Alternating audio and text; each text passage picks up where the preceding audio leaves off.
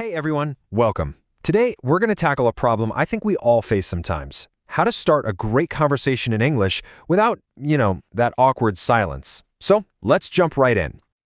Okay, just picture it for a second. You're at a party, maybe a work event, or just standing in line somewhere. You see someone you'd like to talk to, you open your mouth to say something friendly, and nothing. Your mind just goes totally blank. It's such a frustrating feeling, right? But listen, the good news is it's completely normal. We've all been there. And today, we're going to give you the tools to make sure that feeling is a thing of the past. And really, this is the main idea. The secret to having a great conversation isn't about having perfect, complicated grammar. Nope, it's about having the right key to open the door. And what's that key? It's just a simple, friendly question. So let's get right to it. I'm about to share 7 of these keys with you. 7 super simple questions that will break the ice in seconds and help you connect with anyone. You ready? Let's do this. All right, our first one is an absolute classic. This is probably one of the most common ways to start a conversation in the English-speaking world. It's simple, it's direct, and honestly, it just works. All this question means is, what's your job? And it works so well because, our work is a big part of our lives. It's a really natural place to start. Now, the big tip here is your tone. You have to sound genuinely curious, not like you're reading from a script. And be ready with a follow-up like, oh, that's really interesting. What's that like? Okay, next up, here's another one that almost never fails. This is especially great if you're in a multicultural place or maybe when you're traveling. It's just a really warm and inviting way to hear a little bit of someone's story. This one is such a great connector because people usually love talking about where they grew up. The trick is to ask with real warmth in your voice. A smile literally changes how you sound. Show that you're actually interested in their home, and you'll build a connection right away. Now this one is so beautifully simple and it really shows you care. It's perfect for people you already kind of know but want to get to know better, like a coworker or a classmate. The secret weapon here is sincerity. Don't just toss it out there like a quick hello. Try to pause, make eye contact, and actually listen to their answer. When you ask this with genuine care, it goes from just being small talk to a real moment of connection.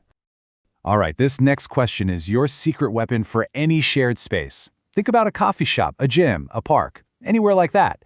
It's a great, low-pressure way to start talking because you already have something in common. You're in the same place. The trick to making this work is to keep your tone really light and casual.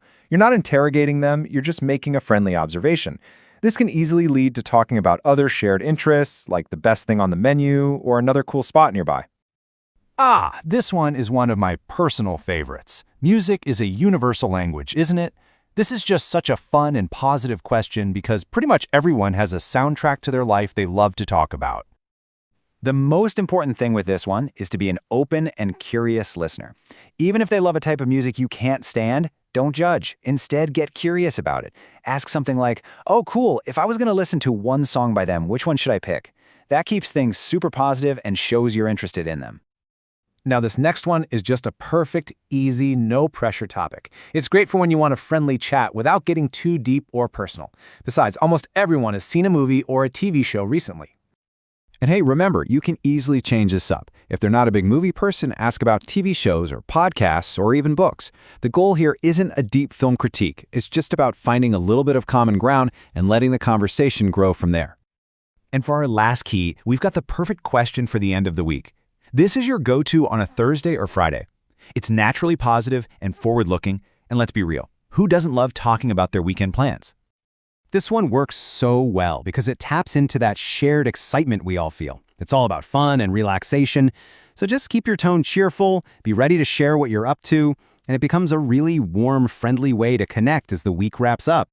So, there you have it. 7 simple but super powerful keys for your conversation toolkit. Think of these as your secret weapons for beating awkward silence forever. Okay, now it's time for a quick challenge. I want you to pause this, find a quiet spot, and just say each of these questions out loud. I know, it might feel a little strange, but hearing your own voice practice the words is a huge step for building that confidence and muscle memory. Seriously, give it a try. And as you're practicing, please, please, please remember this. Your goal is not to speak perfect English. Your goal is connection. People will always respond way more to your warmth and your curiosity than they ever will to perfect grammar. Think about it. Every great friendship you'll ever have, every big opportunity that comes your way, every amazing connection you make, they all start the exact same way, with one person being brave enough to ask a simple, friendly question. So, I'll leave you with the question of my own. Which one of these conversation starters are you going to try first this week? Which one feels like the easiest one for you to start with? Let me know your pick in the comments below. I'd seriously love to hear which one you're going to use. And hey, if this was helpful, please give it a like, subscribe, and maybe share it with a friend who's also working on their English confidence. Keep practicing, keep connecting, and remember, you've totally got this.